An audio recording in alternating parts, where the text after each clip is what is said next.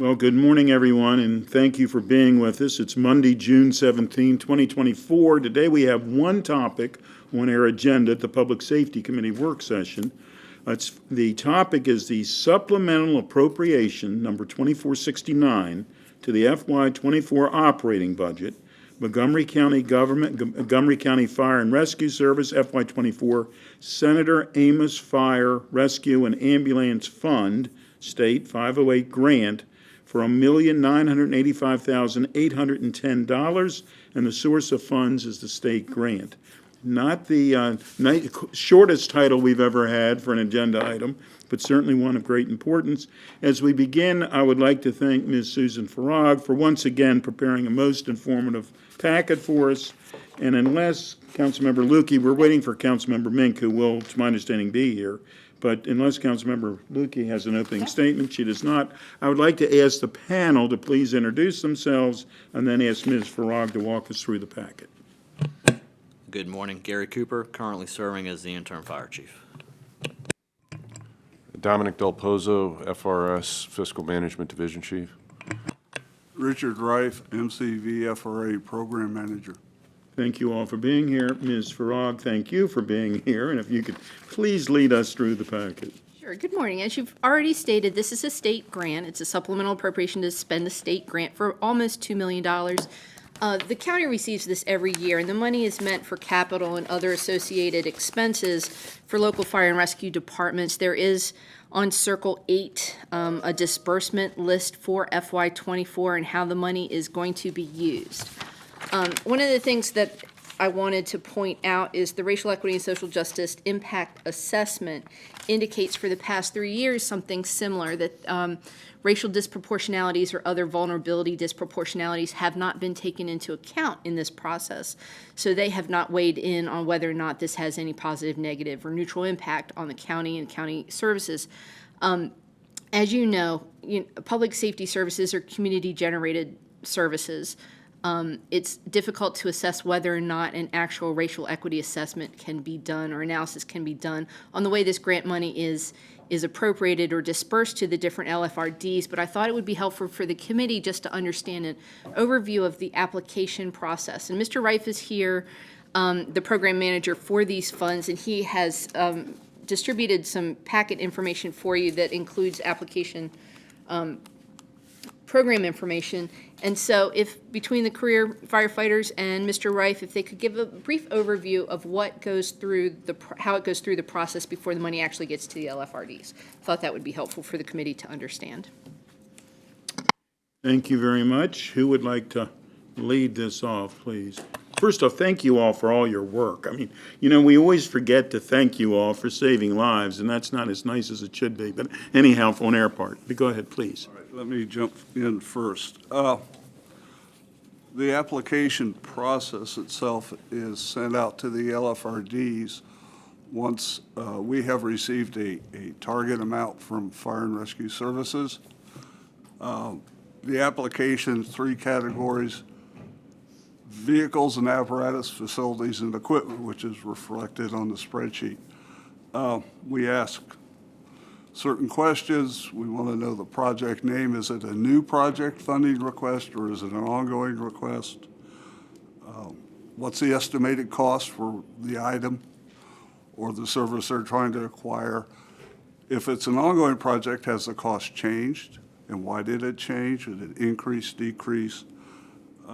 Previous funding amounts for ongoing from various sources, whatever, state, county, or private funds. And then any additional justification, for example, if it's towards a building renovation, or we'll ask, do you have specifications? Do you have a contract?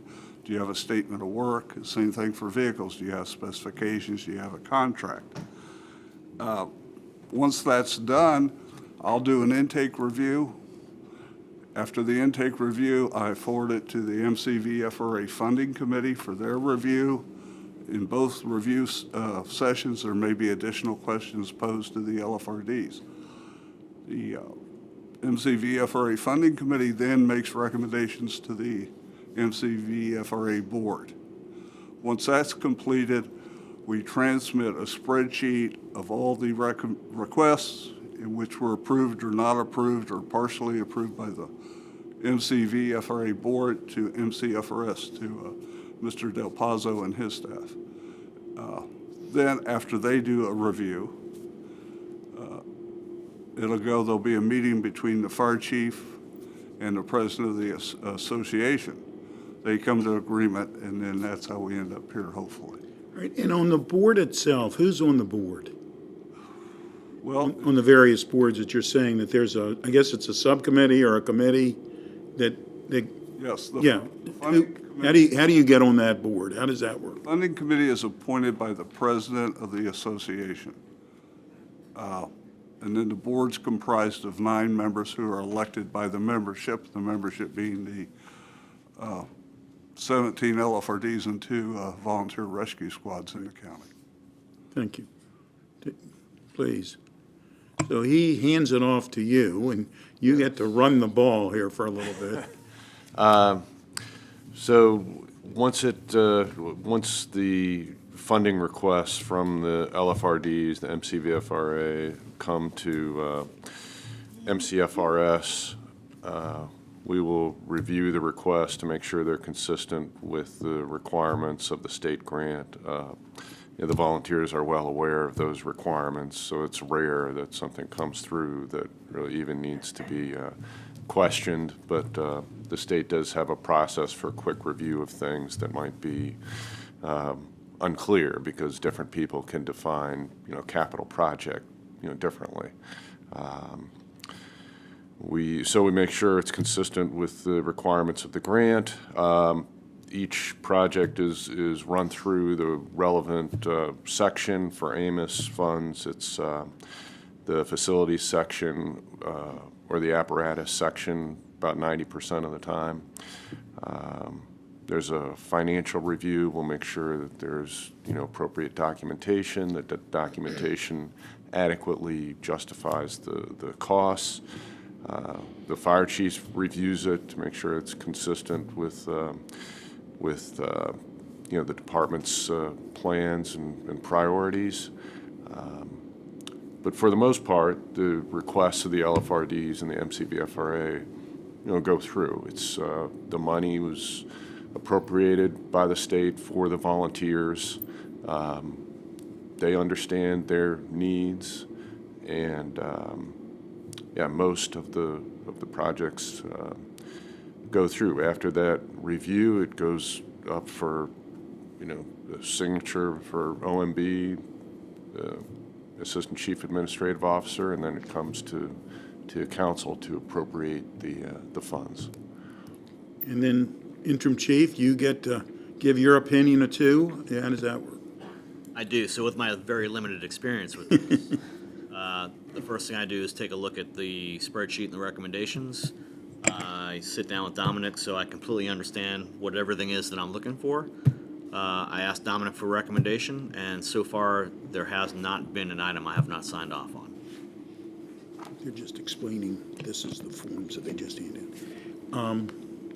So, and I'll get back, but just to be thoroughly confusing, for the volunteers, some own their own equipment, some of the equipment is the county-owned, some of the buildings are owned by the volunteer companies, some of the buildings are owned by the county. I mean, we can, and as confusing as it gets, it really is a system. That seems to fit together. I know that everybody has an opinion every now and then or two about what is the best way forward, but it is a system that has worked in Montgomery County for forever, as far as I know.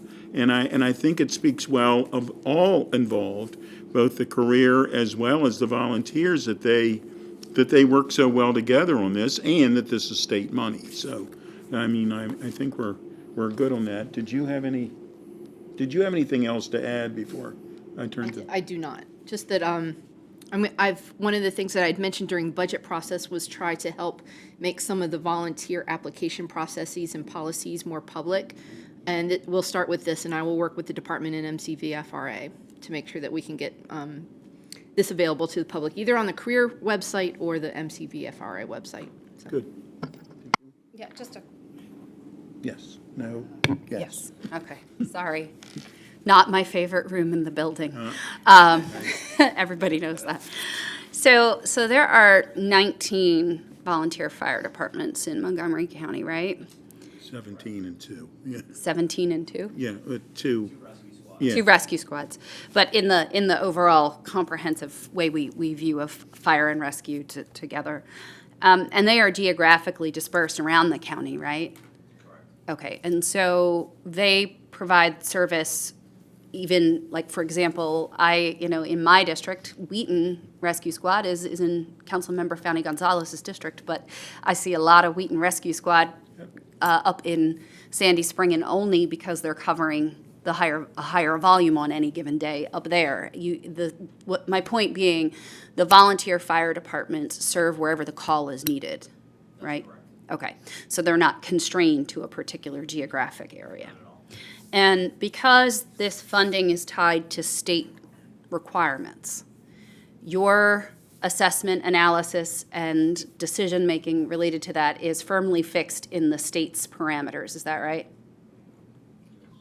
Yes, that's correct. Okay, and then presumably, because most state grants have this, you have reporting requirements back to the state as to how the money was dispersed? Yes, And the state audits that to make sure that it is compliant with the parameters that they have established?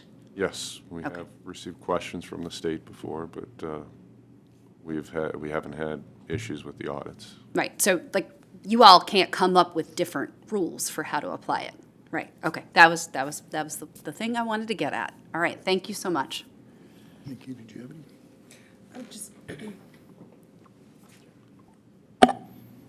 Thank you.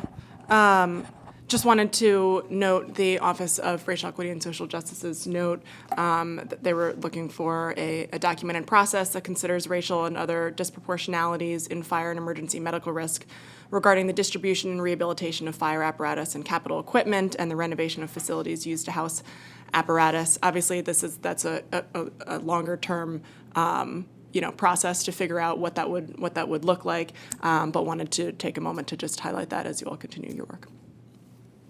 Thanks.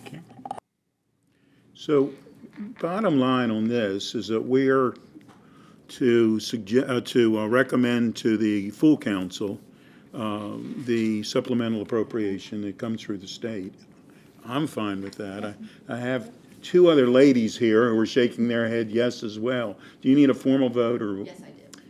Would one of the ladies please make a motion? I would like to move that we approve this supplemental appropriation. I would like to second.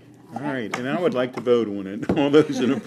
All those who approve that motion, please signify by raising their hand. Thank you very much. We have approved it. Thank you all again for everything that you do. And with that, we are adjourned. All right. Okay.